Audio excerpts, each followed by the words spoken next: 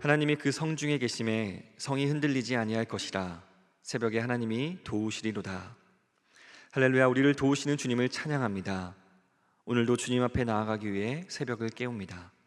주님께서 우리 마음에, 우리의 계획과 우리의 가정, 우리의 사업장과 교회 위에 함께하여 주셔서 흔들리지 않게 하여 주시옵소서. 이 시간 예배의 자리를 사모하는 모든 이들에게 응답하여 주시고 말씀하실 것을 기대합니다. 예수님의 이름으로 기도하오며 이제 함께 신년 부흥회를 위한 공동 기도문으로 기도합니다. 새 희망의 주님, 광야 여정에 새 희망을 갖도록 신년 부흥회를 베풀어 주신 은혜에 감사드립니다. 매일의 집회를 통해 위로하시는 하나님을 경험하게 하시며 새 힘을 얻게 하여 주시옵소서. 강사들에게 성령 충만함을 주셔서 새로운 은혜를 전달하는 귀한 통로로 사용하시고 새로운 비전을 회복하여 한 마음으로 나아가 도시의 영성을 새롭게 하는 교회의 모습을 회복하게 하소서. 예수님의 이름으로 기도드립니다. 아멘. 찬송가 546장 찬양하겠습니다.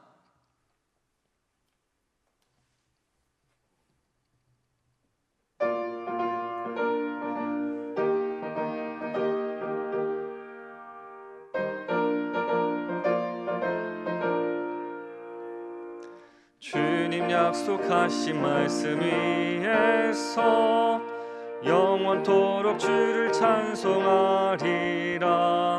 소리 높여 주께 영광 돌리며 약속 믿고 굳게 서리라. 굳게 서리, 영원하신 말씀 위에 굳게 서리.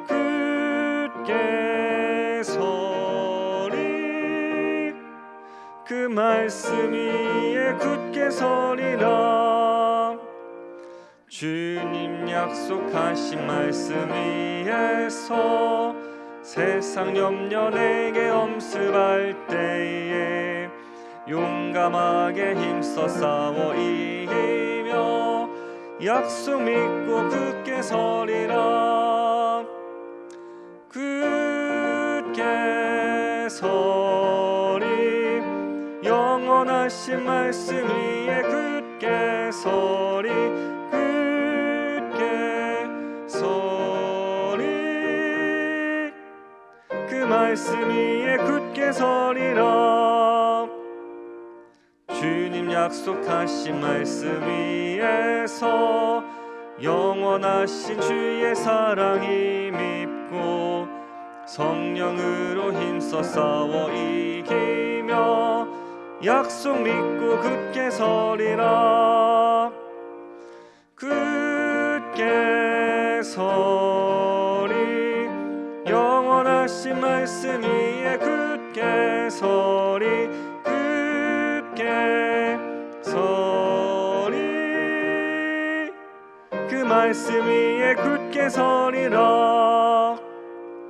주님 약속하신 말씀 위에서 성령 인도하는 대로 행하며 주님 품에 항상 안식 얻으며 약속 믿고 굳게 서리라.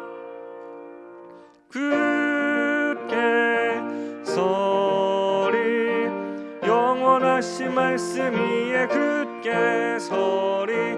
굳게 서리, 그 말씀 위에 굳게 서리라. 아멘. 오늘 우리에게 주시는 하나님의 말씀은 사무엘상 11장 1절에서 15절입니다. 구약 423쪽, 생명의 삶은 76쪽입니다. 이제 하나님의 말씀을 봉독합니다. 암몬 사람 나하스가 올라와서 길르앗 야베스에 맞서 진침해 야베스 모든 사람들이 나하스에게 이르되 우리와 언약하자. 그리하면 우리가 너를 섬기리라 하니 암몬 사람 나하스가 그들에게 이르되 내가 너희 오른 눈을 다 빼야 너희와 언약하리라. 내가 온 이스라엘을 이같이 모욕하리라. 야베스 장로들이 그에게 이르되 우리에게 이랫동안 말미를 주어 우리가 이스라엘 온 지역의 정령들을 보내게 하라. 만일 우리를 구원할 자가 없으면 내게 나아가리라 하니라. 이에 전령들이 사울이 있는 기브아에 이르러 이 말을 백성에게 전하매 모든 백성이 소리를 높여 울더니 마침 사울이 밭에서 소를 몰고 오다가 이르되 백성이 무슨 일로 웃냐 하니 그들이 야베스 사람의 일을 전하니라. 사울이 이 말을 들을 때에 하나님의 영에게 크게 감동되매 그의 노가 크게 일어나 한겨리에 소를 잡아 각을 뜨고 전령들의 손으로 그것을 이스라엘 모든 지역에 두루 보내어 이르되 누구든지 나와서 사울과 사무엘을 따르지 아니하면 그의 소들도 이와 같이 하리라 하였더니 여호와의 두려움이 백성에게 임하매 그들이 한 사람같이 나온지라. 사울이 베색에서 그들의 수를 세어 보니 이스라엘 자손이 30만 명이요 유다 사람이 3만 명이더라. 무리가 와 있는 전령들에게 이르되 너희는 길르앗 야베스 사람에게 이같이 이르기를 내일 해가 더울 때에 너희가 구원을 받으리라 하라. 전령들이 돌아가서 야베스 사람들에게 전하매 그들이 기뻐하니라. 야베스 사람들이 이에 이르되 우리가 내일 너희에게 나아가리니 너희 생각에 좋을 대로 우리에게 다 행하라 하니라. 이튿날 사울이 백성을 3대로 나누고 새벽에 적진 한가운데로 들어가서 날이 더울 때까지 암몬 사람들을 치매 남은 자가 다 흩어져서 둘도 함께한 자가 없었더라. 백성이 사무엘에게 이르되 사울이 어찌 우리를 다스리겠느냐 한 자가 누구니이까 그들을 끌어내소서 우리가 죽이겠나이다. 사울이 이르되 이날에는 사람을 죽이지 못하리니 여호와께서 오늘 이스라엘 중에 구원을 베푸셨음이니라. 사무엘이 백성에게 이르되 오라 우리가 길갈로 가서 나라를 새롭게 하자. 모든 백성이 길갈로 가서 거기서 여호와 앞에서 사울을 왕으로 삼고 길갈에서 여호와 앞에 화목제를 드리고 사울과 이스라엘 모든 사람이 거기서 크게 기뻐하니라. 이 말씀은 살아계신 하나님의 말씀입니다. 아멘. 온라인에서 새벽 예배로 참여하시는 모든 성도 여러분들을 주님의 이름으로 환영하고 축복합니다. 오늘 본문에서 사울은 드디어 왕으로서 첫 임무를 맡게 되었습니다. 사실 이미 왕으로 세워졌지만 제대로 된 즉위식조차 치르지 못한 상태였습니다. 왜냐하면 사울을 왕으로 인정하지 못하는 무리가 여전히 있었기 때문이죠. 그러던 중 마침 왕으로서 첫 사역의 현장에 부름을 받게 되었습니다.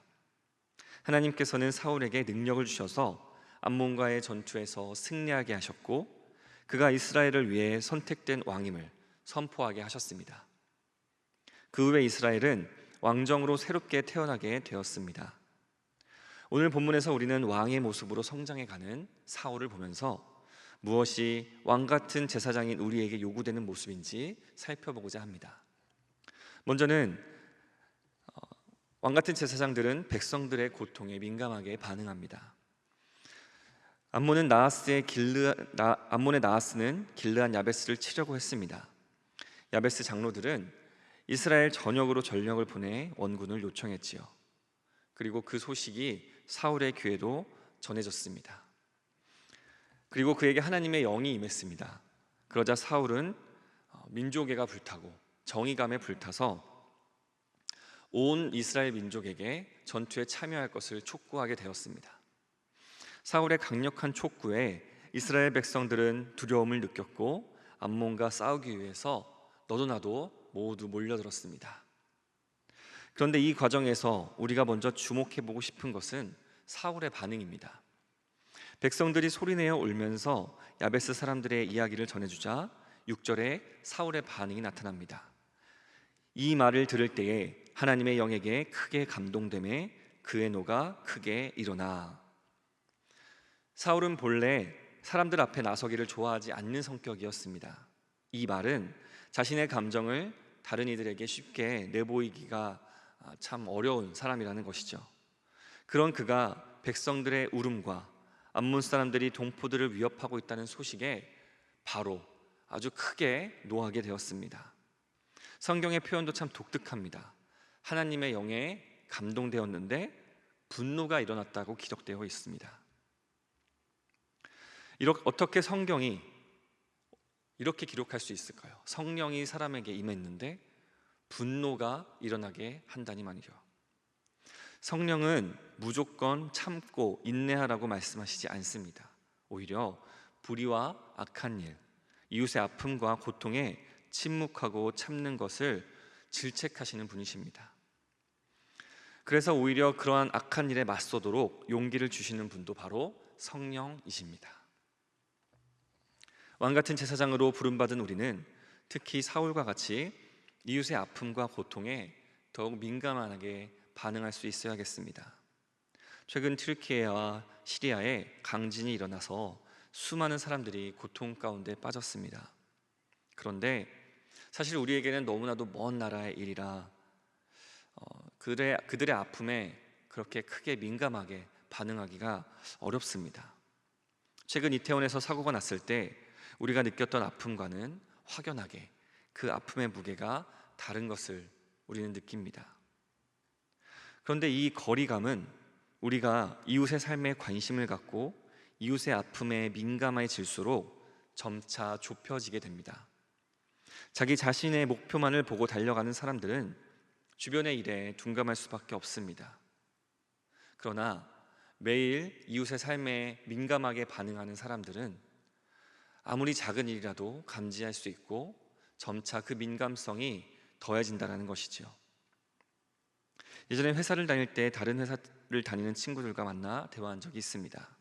모두가 바쁜 일상을 살았는데 그 당시 저는 너무나도 업무가 과중하다고 친구에게 하소연을 했습니다. 그때 한 친구가 저의 이야기를 듣고는 이렇게 말했죠.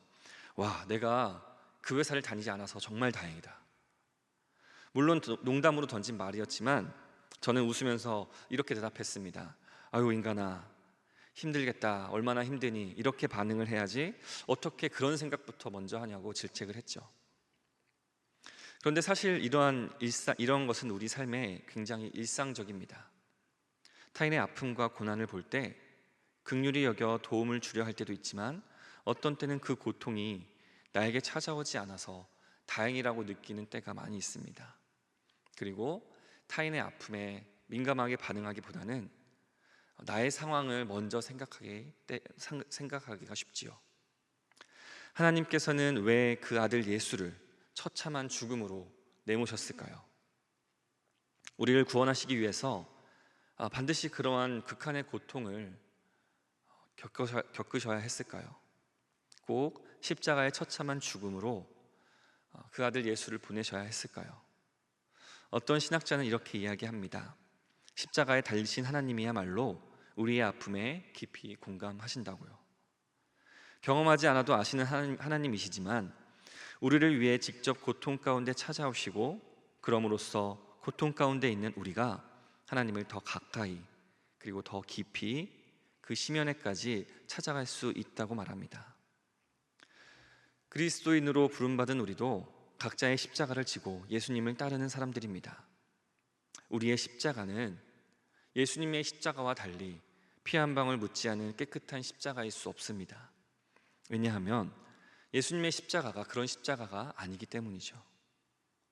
우리도 우리의 십자가를 지고 이웃의 아픔과 고통에 민감하게 반응하고 또 위로하고 또 때로는 분노하는 그리스도인이 되어야겠습니다. 오늘 기도 가운데 주님의 십자가를 나도 지고 가겠노라 고백하시는 귀한 은혜가 있기를 소망합니다. 둘째로 왕같은 제사장인 우리에게 필요한 모습은 바로 하나님을 경외하는 것입니다. 그리고 하나님을 경외함으로써 오는 지혜와 통찰력을 가지고 살아가는 것이죠. 사울은 한 번도 전투를 이끌어 본 적이 없는 사람이었습니다. 그런데 그는 먼저 전령을 통해서 암몬 사람들에게 마치 항복할 것처럼 방심을 시켰습니다. 그리고 암몬은 이미 항복을 받아두고 마음이 녹아져 있었을 것입니다. 이튿날 새벽에 사울은 군대를 셋으로 나누어서 적의 진지 한복판으로 쳐들어갔습니다. 암몬 군사들은 잠결에 혼비백산하여 뿔뿔이 흩어져 버렸고 사울은 대승을 거두었습니다. 아마도 그들은 이스라엘이 기스팔이라고는 상상하지도 못했을 것입니다. 하나님께서는 전투를 이끌어 본 적이 없는 사울에게 전투에서 승리할 수 있는 지혜와 통찰력을 주셨습니다. 하나님은 지금도 그리스도인들에게 사명을 맡기시지요. 그리고 맡기신 사명을 잘 감당해낼 수 있도록 지혜와 통찰력을 허락하여 주십니다. 많은 그리스도인들이 세상의 질서와 교회의 질서를 둘 다 만족시키며 살아가면서 갈등을 느낍니다. 아주 간단하게는 회식 자리에서 술을 마셔야 하나 아니면 술을 마시지 말아야 하나 이런 문제로 고민할 수도 있습니다.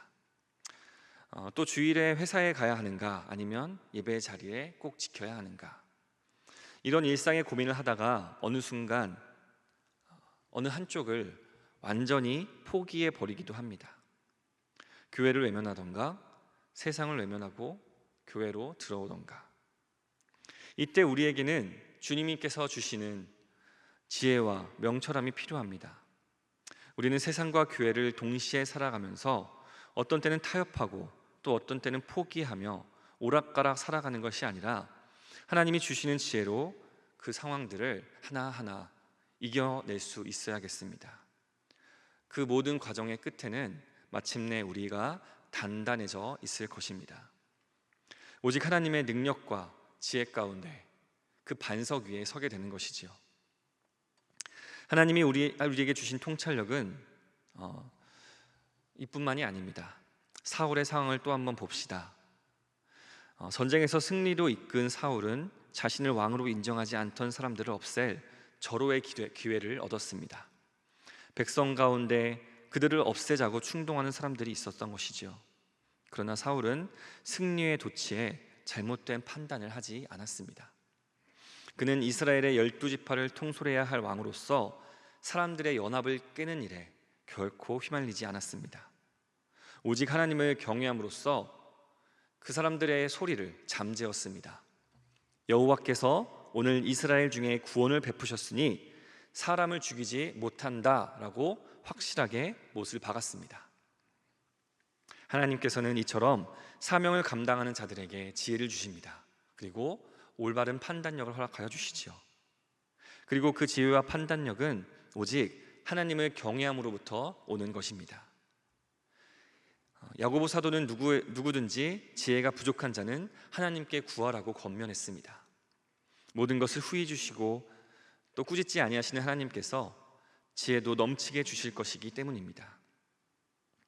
우리가 사명을 감당하기 위해서는 인간적인 지혜와 꾀로는 부족합니다. 그러므로 진정한 지혜를 구해야 하는데 그것은 오직 하나님을 경외함으로써만 오는 것이지요. 하나님을 경외하기 때문에 사울도 함부로 백성들을 죽이는 일을 하지 않은 것입니다.